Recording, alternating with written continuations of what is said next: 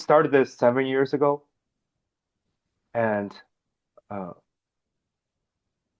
what's different now in terms of this um, this little corner of internet for you uh, compared to when you first started? Yeah. Yeah, that's it. I've actually been thinking about that. Yesterday was Christmas, so, I didn't, I was just with my family and we played board games and talked and had meals and such. So, but I was actually thinking about this yesterday a bit. When I started, when I made my first video about Jordan Peterson, there was very much a sense of just sort of whoosh going on around it. That Peterson was, I mean, it was sort of a revelation. I think I subscribed to him. He was somewhere around 300,000 subscribers, something like that. And I made a video about him, and, the video just sort of took off on YouTube. And that was totally new and interesting. And there was a there was a palpable hunger by people, often young men, to talk about his ideas. And a lot of it was sort of, a lot of young men kind of had the sense of, we're not allowed to talk about a bunch of things, and Jordan is sort of giving us permission to talk about a bunch of things. And so let's talk about it. And so we started in January of 2018. We started the meetups, and then I started talking to randos on the internet, and there was no end of people that wanted to talk. Now, it was also the case that everyone sort of knew what they had to get off their chest, and the conversations went that way quickly. And I think that's different in that there were a lot of people that I think had what I call nihilism induced depression that were getting relief by watching Jordan Peterson classroom lectures and then the biblical series that was coming out. And Trump was just taking office in January of 2017. The first Trump administration was chaotic. It was new. Political correctness was very much on the rise, and even the word woke hadn't sort of been coined or gelled in the way that it is now. And there was just a sense that something new was breaking open. And it's very interesting to me that a lot of the early adopters in the corner, I think of Job, I think of Luke, I think of Sam, I think of Nate Heil. A lot of these early adopters hung in there and are still there. There's very much something to the sort of ground floor effect that if you get into a scene early, if you catch a wave early, you'll tend to ride it longer. And I think part of that is just relationships develop. Um, there's sort of a Jordan Hall has this term scenius.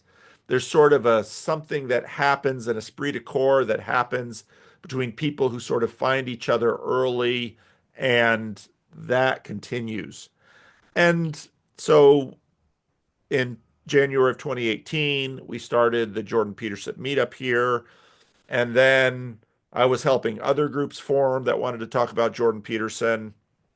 And the Discord server, Bridges of Meaning, formed fairly early on. And there were a lot of people interested in that. There was an energy in the system that is not there today in the way that it used to be there. And then there was sort of a once things sort of developed in momentum. Of course, the Bridges of Meaning Discord was going, and John Vervaeke had his Discord. Eric Weinstein was playing around with discords and they were sort of falling apart. Discords would sort of rise and fall. And then there were more things. Streaming sort of came. Jacob kind of got the streaming thing going. Um, but it was there was a different energy that was happening. And at some point, as things have to, things started settling down and the energy level dropped to a much more sustainable place. And while there continue to be sort of cutting edges, there's not the same energy that there was. And again, it's I think part of that is natural. Um, Territories get mapped, people are sort of known. Actually, one of the videos that I was thinking about maybe doing today, I don't think I'll have time today to do it, but maybe I'll have time tomorrow, is very much about this. There's a lot of comments in the section lately that people say things like, "Well, I'm sort of done with Jordan Peterson. He's mapped territory. They might be annoyed at his politics. The the bloom is off the rose. There still are many people who love and admire and continue to pursue and are interested in Jordan Peterson, but there's a lot of others for whom they've sort of seen it, they're sort of done, and they've moved on. And I think that's I think that's a natural occurrence in a context like this where our participation is fairly passive. And I think once once we have sort of you see it when people become a new Christian. When someone is a convert and they become a new Christian, they are just on fire. They can't read enough, they can't go to enough church meetings, they can't get enough videos. They're just going, going, going. At some point, that sort of slows down. Same thing happens with a new romantic relationship. They're infatuated, the sun rises and sets on that other person. At some point, there has to be sort of a transition into a much more sustainable pace.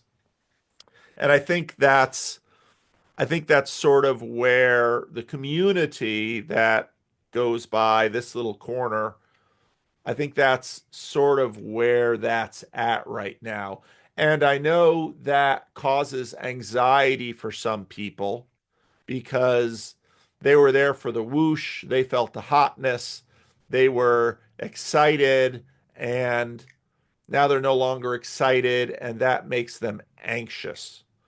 Whereas these same kinds of dynamics happen in churches too. When you plant a church, there's all this excitement, it's chaotic, it's novel, but then 2, 3, 4, 5 years into it, it's settled down. It kind of has to settle down because you can't sustain that pace. And so that's that's where I see it. And for me, less has changed in that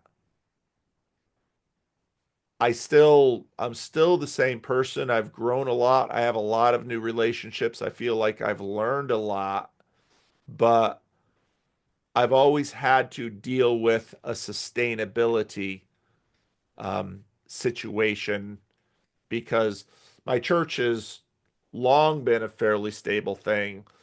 I'm at the age where my kids are out of the house pretty much. And so I'm at a different phase in life. So the change in pace and energy doesn't bother me as it seems to bother others. And there are also groups of people out there that sort of always live off the new thing. And so they hop from new thing to new thing to new thing to new thing. And okay, I get it. It's exciting, but it's also sort of like the person that just has serial situationships and they're always on to a new romantic interest, and they're always on to a new. And to me, I look at that and say they're really more adrenaline junkies. They're lovers. They're lovers of the scene more than they're lovers of something outside themselves. And so, yeah, those are some of the things that I've seen. That's very cool answer. Thanks for sharing. Um, as I read this comment the other day. I don't remember which video you put out there. It says Vervaeke is more about participate, participate, participate, and Jonathan is not all about pattern, pattern, pattern. And Paul, you're all about people, people, and people. Do you agree with that? Or and there are overlap in each one. And Yes. I think that's wow, I didn't see that comment. I think that's a pretty perceptive comment.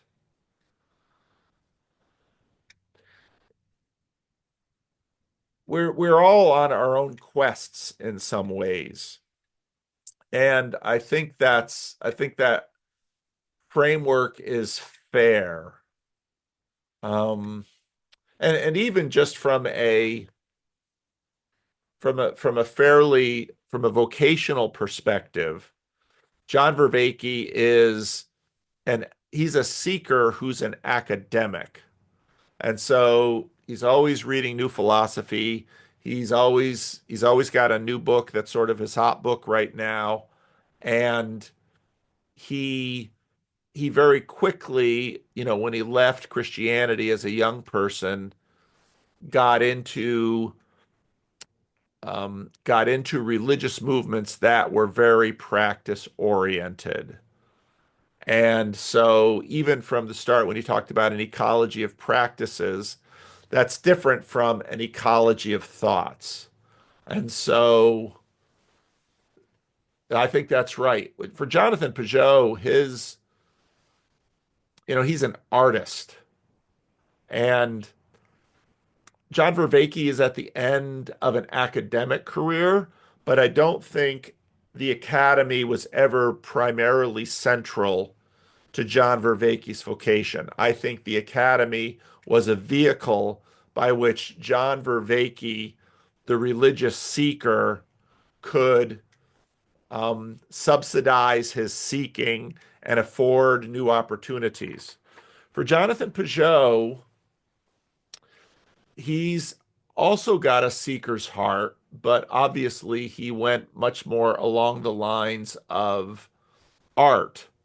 And so he's increasing, he did icon carving. I don't know how much icon carving he's continuing to do. Now he's sort of pivoted to publisher storyteller. And so um, the focus of his energy are storytelling, graphic arts, sort of running that. And the videos they're sort of what he has to do. The videos for Jonathan Peugeot are comparable to what the Academy was for John Vervaeke. They're a means to an end. And what Jonathan Peugeot wants to put out are is beautiful art. And for him now, the art is in the graphic novel format. And for me, as a pastor, and it was very interesting. I watched Tim Keller fairly closely, and Tim Keller, obviously well read, brilliant, but he always clarified his role as that of let's say, a gospel minister. And for Tim Keller, that meant a specific thing. And and that's important to me because I'm not an academic and I'm not some pastors are book writers and writing is their primary vehicle to sort of impact the world and leave a legacy.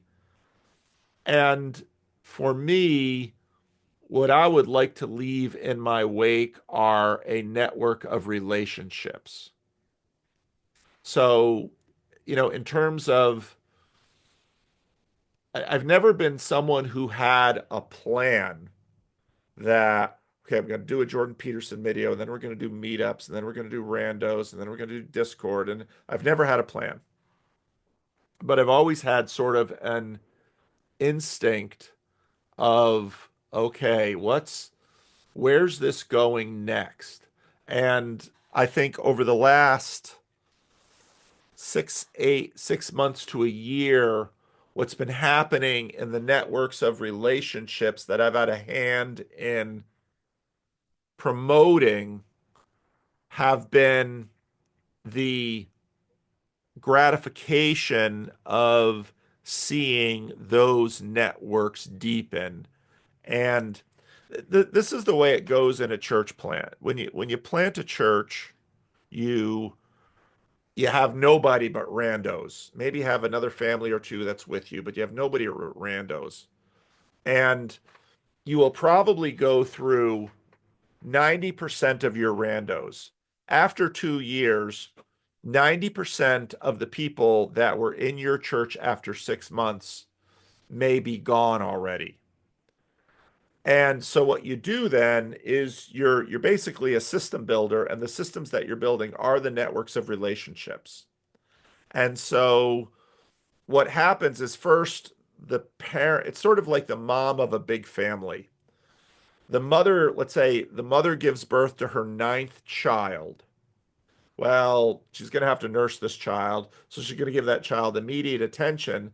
But very quickly, that child's going to sort of be handed off to all of the other children's that have coming after, because um, the mother is going to be on to number 10 at some point. And so very quickly, the mother begins to focus on the oldest children to say, okay, what are all of you doing? And with each of those children, you get their peculiarities, you'll get their individualization. And that's exactly what's happened in the channel. The channel, as Grim Grizz calls it, is now sort of a flotilla of other Nexus channels. So you've got Grail Country, and you've got Meaning Code, and you've got yours truly, and you've got and they're channels of various Transfigured. You've got channels of various sizes, Jacob's Corner, and each of the corners is are different from each other. And to me, that's good. That's what I want to see. And that's very different from, let's say, what Peugeot is doing, where he's making art and there's a community around it that's interested, but it's sort of a fandom. And Vervaeke, a little harder to say because it's still got an academic vibe and he's still an academic. So he's much more working in the realm of ideas. And for me, it's much more, okay, I'm keeping an eye on the new channels that are developing. And one of the latest ones to, I think, really develop some really interesting things is Mark D. Parker. When he has his randos videos, like I was actually watching the one today on John Wimber, and he's got his House of Woo, and it's that kind of creativity.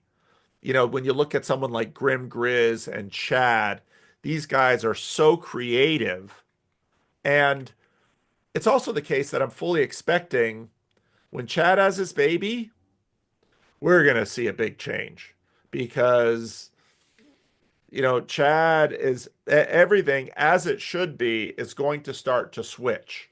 And that baby is going to be the focus of Chad's attention. And supporting his wife is going to be the focus of Chad's attention. And as that baby grows, that's going to start to change Chad's mind. And then at some point, there might be baby number two on the way. And then Chad is going to level up from just being, husband to a fully formed adult to dad of a growing family. And so to me, I'm interested in the network of relationships and then what sort of like a parent of older children, watching once they've learned how to read, they've learned how to write, they've started playing sports, and then, you know, you start seeing who they're becoming and what they're doing and how it's growing. And that to me is the really exciting part to see the whole body just expand slowly. And it's a very different thing from, let's say, what Jordan Peterson did. Jordan Peterson is an entrepreneur, so he spins off Peterson Academy. He hitches his wagon to Daily Wire. He's, you know, got ARC going. He's got all these other endeavors. That's Jordan. And you want speed and scale, but, and you see that Jordan is developing relationships in the background, but he's working on something that I'm doing. I'm much more working on something that's the speed of church. And that's different because people are complicated. You know, if you do Snow White or Jack and the Beanstalk, you put that out into the world, that's a book. That's really cool. But what on earth we're growing here, well, that's really hard to know. It's really chaotic.